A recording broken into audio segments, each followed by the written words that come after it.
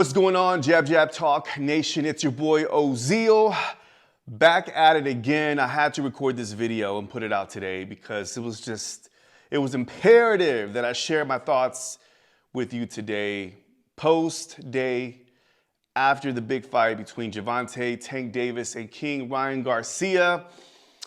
What can I say? I mean, listen, let's talk about it. I'm going to share some reaction, some post thoughts about the fight that we witnessed last night. Hope you enjoyed it. Let me know in the comment section what you thought. What was your assessment of both of their performances and what you thought overall throughout the whole boxing card. The undercard was okay. I wasn't really impressed with the undercard, but I think that really didn't matter because we saw the big mega fight that we all wanted to see. And let's get right into what did I think. Well, first and foremost, if you watch my prediction video, I did call it out. I said Tank and 8. It was a TKO in the 7th round, or knockout done in the 7th round. So I wasn't too far off. So I was kind of like, ooh, I was so close. I could have sworn when the fight was over that it was in the 8th round. And then when I checked it, I thought it was just, one round off. But I was close. My prediction was on point for the most part. Was not expecting a body shot. But hey, listen, when you're facing somebody with the punching power of Tank Davis, he can knock you out, in many ways, right? And last night was a body punch that took out King Ryan Garcia. All right, so what did I think? In the beginning, the first couple of rounds, I thought it was prior to Garcia getting knocked down. I felt like Garcia was looking good. I felt like he was establishing the jab. I really liked what he was looking. He was jabbing away, having some success. And what I really picked up on, which I was like, oh, okay, this might be an interesting fight, was he brought the dog out of him. Like, he got doggy dog with Tank. I mean, they would get wrapped up and he was just banging away, very much like what David Benavidez did to Plant when Plant was trying to hold on to him. So he tried to make it into a doggy fight. And I thought it was to his advantage because there was moments where you could tell like Tank was like, oh, well, what's happening here? And so he was trying to make it a little dirty, close in. And I thought that was really interesting. I really liked the attitude. I really liked the confidence that he was coming in. And of course, with the jab, he was having some success. Now, the second round, he got knocked down. What a punch by Tank. I mean, it goes to show like his punching power. His punching power at any moment can knock you down or knock you out. Whether it's a headshot or a body shot, that's the way Tank rolls. And it was really interesting to, when he knocked him down, he respected Garcia. He got back up. It was a good shot, kind of stung him a little bit, but I don't think it was a knockout punch. He got up, rightfully so, right, and finished the round and continued on. But, I thought it was a really good, first couple of rounds. And especially for the first round, it was definitely Garcia. And then the second round, you definitely gave it to Davis. And from there on out, I thought that Davis dominated. I didn't really understand the scorecards at the end, but I definitely thought that Davis won it clearly, all the other rounds after that. What was really interesting about Davis is that he used a lot of lateral movement. So he made the adjustment quick. And he was able to just move around and pretty much box, outbox, Garcia, who was very flat-footed. And just there's a lot of fundamentals. There's a lot of basic boxing fundamentals that Garcia hasn't dialed in. And I was really surprised. I thought maybe Goosen, and I think, I have much respect to Joe Goosen. Obviously, he's trained with Eddie Reynoso before that. So he's had some top-level trainers. I think what it comes at this point is you can train a few things, and some of them are coachable. And I feel like Ryan Garcia is still young enough to be coached in the basic fundamentals, which these are things that he should have learned early on. But I think there was kind of a bit of a relying way too much on the left hook. I think that's been his superpower, and he's been blessed with the guy. He has a good snappy, punch, and he couldn't put you out. But I feel like he lost and sacrificed a lot of the boxing fundamentals, and that was apparent. He wasn't able to make the adjustments. He was very flat-footed. He had no footwork, and Tank was able to do lateral movements and pretty much outbox him so he can land the bigger shots, and that's exactly what he did. Now, I told y'all in the prediction video, once again, I mentioned this. I said, if Garcia could be poised and disciplined, he would win this fight. Or at least he has a chance to win the fight. And I felt like if he would have, been composed and focused and try to box, Davis a bit, I felt like the fight could have been interesting, but he even said it himself. He said, I kind of, the moment got to me. I got overwhelmed with the emotion. I was not disciplined. I mean, he said it himself. And he said, I try to go for the kill. And even Goosen said that, right? Whenever he got knocked down in the second round, Goosen was like, yo, you got to chill out. You got to relax a little bit and be a little bit more focused because you're going to get caught. You got caught with that punch.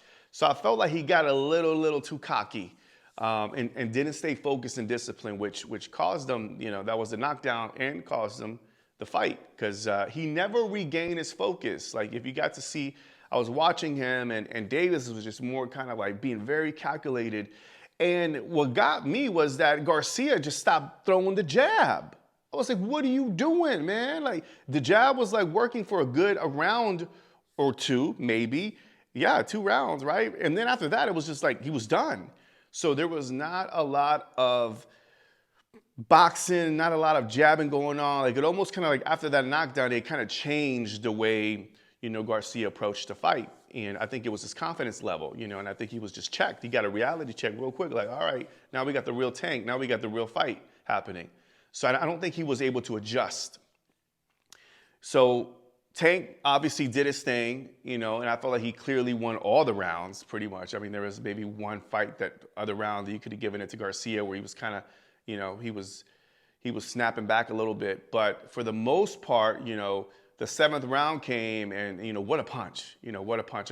I believe, Ryan landed his shot, his right cross, I believe, landed his shot. And then, Tank, and it was so quick. And it was one of those punches where it goes to show how sneaky and how talented special Tank is because he threw that. And when you look at it, I was like, what happened? I almost felt when I saw him go down and he took the knee, I thought maybe something happened with his arm. Like he had his arm down and he was kind of shaking it a little bit, but it was a liver shot. When I watched it on replay, I'm like, oh, snap. It was a shot that took him down, but it was so quick and it was so on target that once you get, if you've been in the boxing ring before, and I've been hit with the liver shot before, is when you get hit with that liver shot and it's on point, that shot could basically, it takes everything out, not only your wind, but your legs. You feel like they're on fire. Like it just completely turns your body off. And it's hard to recoup from a good, timed, powerful liver shot. And that's exactly what Tank did. He timed it. It was perfect. It was almost like he took the shot, but he just went whoop, pop, and he just snuck it in. It was like a real quick stab. Done. And that's it. That's all she wrote. So I was surprised. I thought that maybe Garcia was going to come back up, because he still felt composed for the most part. But again, that liver shot is no joke. We see it on surface, but the body tells you a whole different, the brain obviously tells you a whole different story. So I felt like he wasn't quite, he just wasn't going to go in and get crushed by Tank anymore. So he takes the L. They embrace, they show love, which I love. I feel like, with boxing, man, there's so much, building up to it. Obviously, they're trying to sell the fight. And, I felt like it was, they sold the fight. It was very, there was a lot of trash talking happening from Garcia wanting to take it and all that. But yeah, and I know some people were talking about, I think I saw Conor McGregor talk about the rehydration clause and do it again and rehydration and at 140. Honestly, I just don't see it. I don't think that has nothing to do with it. I think they could do it at 140 and Tank still gets the victory. And that's that. A Tank is special, and I think in order for you to beat someone like Tank, you have to have some boxing abilities. You gotta also have some power. And I think maybe Shakur Stevenson could be the man to do that. Super talented. He has good pop, and I think that could be a good chess match, and it could be a super highly competitive fight for Tank. Also, Devin Haney. I think that type of style, I think, could make it very, very competitive. And of course, and then you have cats like Isaac Cruz, who really made it difficult for Tank Davis. And I think that type of fighter as well, a pressure fighter, somebody who's going to be active. Ryan Garcia said that he noticed that Tank Davis, when you're active, he doesn't quite know what to do. But that's why I was shocked, because he was throwing the jab and was active and was aggressive, right? And I'm like, and then you just stopped throwing the jab. Like after the second round, that was it. Like it was all Tank, and something happened with Garcia. And whenever you're in the ring with somebody, a big puncher like Tank, you taste the power, and then you start kind of second guessing yourself. And then it becomes the mind game where you need to really kind of dig deep and say, okay, I got to fight this man. And I got to be confident enough to continue moving forward, even if there's risk involved. But I felt like, Ryan Garcia succumbed to the fear, or to the lack of confidence he had to really move forward and wanting to attack and fight Tank. He didn't want none of that. He didn't want none of that smoke. So hey, listen, I mean, it was a great fight.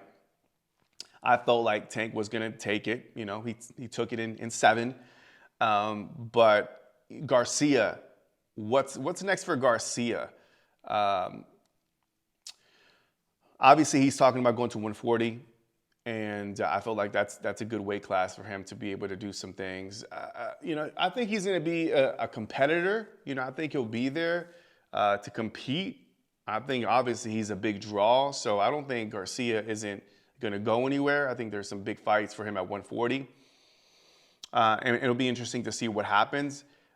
Maybe he can develop a little bit more with Goosen, get a little bit more active.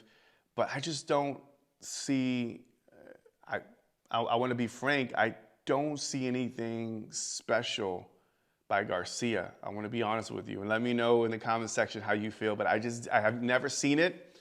I felt like this was going to be an opportunity for the boxing world, for boxing fans, for us to be able to see, okay, is he the truth against elite fighters? Or at least has something there. I just didn't see it. You let me know, I just didn't see it. To be completely frank, I think Oscar De La Hoya, I know it's, we're comparing here apples to oranges, but Oscar De La Hoya was a beast. Like he had a box, bounce, can punch, left hook. He was more of a complete fighter. I think that's the reason why De La Hoya was able to beat some of the top champions and have a successful, legendary career. But I just don't see it in Garcia. Is he talented? Yes. Does he have some abilities that could compete with some fighters and make some noise? Yeah, he can. He definitely can. He has a left hook. But outside of the left hook, I just don't see anything else. I just don't. I don't. So 140, it'll be interesting for him to have a comeback fight and to see him kind of do some things there. And we'll see what happens, right, at 140. As far as Tank Davis, they're going to go back to the drawing board, as he said, and I think there's a lot of fights there for him. I think the next fight it'll be interesting to see how they move his career moving forward. I hope if he takes in the direction of like Canelo, right, Alvarez, who was active, but was fighting some competitive fights, and at least, he was fighting some champions in his division, and he had like a mission, and it was very focused, and he challenged himself to go up. I would love to see Davis do the same thing with his career. I hope that we get to see him continue giving us the big fights, continue giving us, the mega fights and some competitive fights. I think a fight with him and Haney, a fight with him and Shakur Stevenson, who he's going to be moving up weight pretty soon. There's a lot of really good top competitors that we can see Tank against, and it's going to be really exciting for us as boxing fans to be able to see those fights. So I think there's a lot. The future looks bright for Tank Davis. I think the future is still kind of, I think, again, I think Garcia will have some fights. I mean, there's obviously life after the loss. I think he'll make some noise in the 140 division. Would he be champion again? I think he can be champion again. You know, I think he's talented. I just don't see the it factor. I really don't, as it relates to boxing. So that's that. I think that's my breakdown. You know, I just wanted to kind of share my thoughts a little bit and talk about what I thought about the fight. Good fight, you know, and I think that it definitely, did it live up to the hype? I don't know if it, I believe it did. I believe it did. I believe that Tank definitely performed, and it was competitive in the beginning for Ryan Garcia. I just was hoping to see Garcia get a little bit more competitive. It wasn't as competitive as I thought. I thought at least Garcia for the first few rounds would make him competitive. That didn't happen. I mean, he just maybe had a round and a half in his tank. See what I was trying to do there. In his tank. But Tank, it was all Tank all day after that. So it was cool. It was a cool fight. It was good to see all the celebrities. It seemed like it was a packed house. And I'm not one to be like, oh, you know, pay-per-view numbers. I really don't care about that. At the end of the day, the boxing fans got a mega fight between two champions.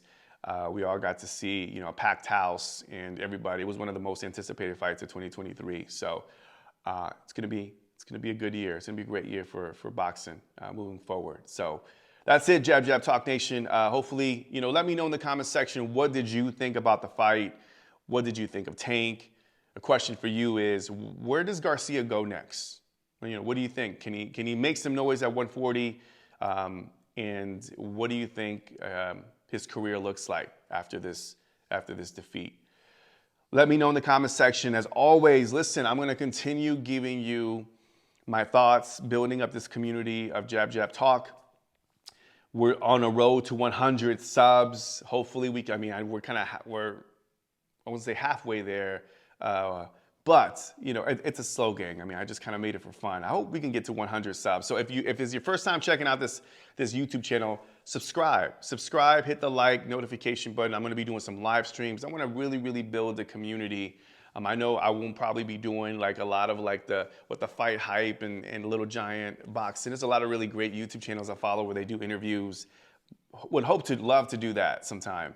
But this is going to be more just kind of building the community, kind of sharing some thoughts, vibing with y'all, talking boxing, you know what I mean? And yeah, just see what we can do here for the boxing community. So that is my take on last night's big fight. Again, subscribe to the YouTube channel. Let's get to 100. Maybe we can get to 100 by the end of the month. We'll see. But as always, of course, and if you subscribe and you're leaving comments and all that, I really do appreciate your love and support. You know who you are. All right, guys. I'm Ozil of Jab Jab Talk. Till next time, peace, one love. See you soon.